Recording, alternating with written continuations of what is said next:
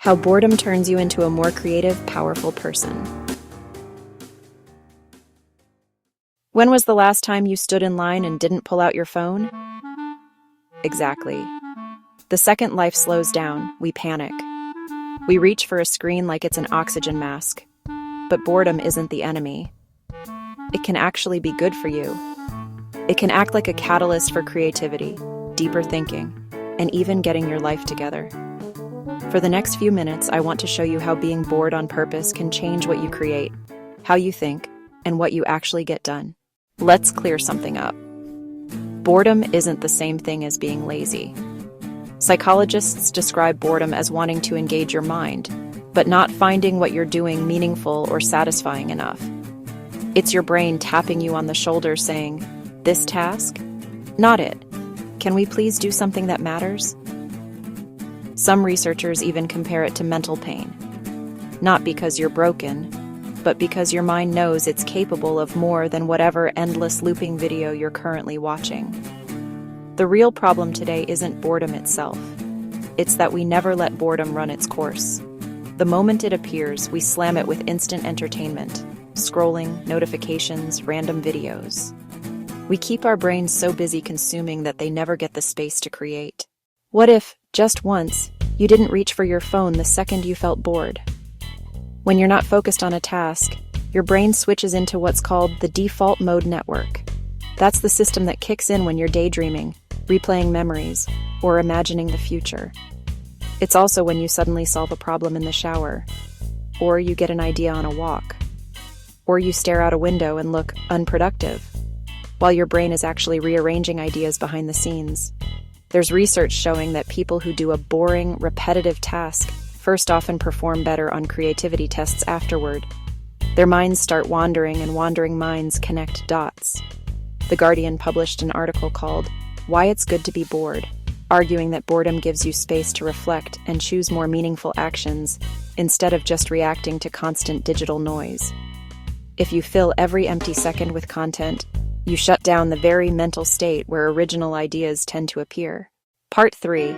Story, Harry Potter and a Delayed Train. Here's where boredom gets interesting.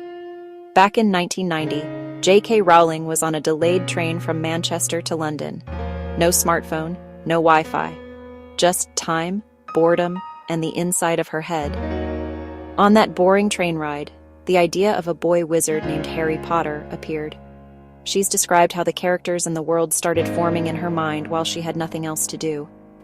If that train had free Wi-Fi and TikTok, there's a version of our reality where she just watched cat videos, and Harry Potter never left the station. You might not create the next global phenomenon on your commute, but that same empty space is available to you. The question is, do you give your brain the chance? Now let's talk about a practical experiment. I cut back from social media and noise for a few days. Not full caveman mode, but enough that I couldn't instantly escape every time I felt bored. Here's what happened. I finally cleared the to-do list that had been sitting on my phone forever. I finished writing and publishing articles that had been waiting for months. I started paying more attention to my body and health instead of just my notifications. And I began exploring investment ideas I'd been putting off for years. No miracle. Just fewer escape hatches. That restless, bored feeling didn't disappear. It just had nowhere easy to run. So it spilled into things I'd been avoiding for months. That's the power of boredom when you stop numbing it. Here's the uncomfortable part. One big reason we avoid boredom is that we don't want to be left alone with our thoughts. In the quiet, things show up. I'm not happy with my job. I'm avoiding a real problem. I've wanted to change this for years, and I still haven't.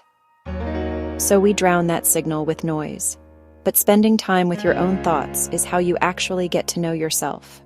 What you want, what you're scared of, what needs to change. My friend, if you never allow that silence, you can march through years of your life without ever really checking in on the person steering the ship. So how do you turn boredom from something you run from into something that works for you? Here are a few ways. 1. Schedule small pockets of nothing. 10 minutes a day. No phone, no music, no screen. Sit, walk, or stare at the ceiling and ask, what is something new I could do or make? That question alone can wake up parts of your brain that have been half asleep under constant noise. 2. Turn waiting into thinking time. In a line, in a lobby, waiting for someone, keep the phone in your pocket. Ask yourself, what small problem in my life could I fix this week? Let your mind wander around that instead of wandering through random content. 3. Work out with no noise. Try one walk or workout with no music, no podcast, no video. Just you and your thoughts. Use that time to think about your goals, next steps, or one habit you want to change. You're building muscle and mental clarity in the same session. 4. Turn boredom into a launch button. The moment you think, I'm bored, and your hand reaches for your phone, pause. Make a deal with yourself. Before I scroll, I'll do 5 minutes of something useful. Open the document, wash the dishes, answer the email. 10 minutes is often enough to break the resistance and build momentum. 5. Make a boredom menu. Write down a list of simple, meaningful options. Brainstorm ideas. Read a few pages. Plan the next day or week. Journal 1 page, sketch or doodle. Next time boredom strikes, pick from the menu instead of reaching for default distractions. We live in an era where everything is loud. Constant information, constant stimulation, constant noise. Boredom is one of the few places left where your brain can breathe. It can push you to be more creative, more productive, and more honest with yourself, if you let it. So the next time you feel that familiar itch to grab your phone, try something different. Let the boredom stay for a moment. In that quiet space, you might find your next good idea, your next decision, or the first real conversation you've had with yourself in a long time.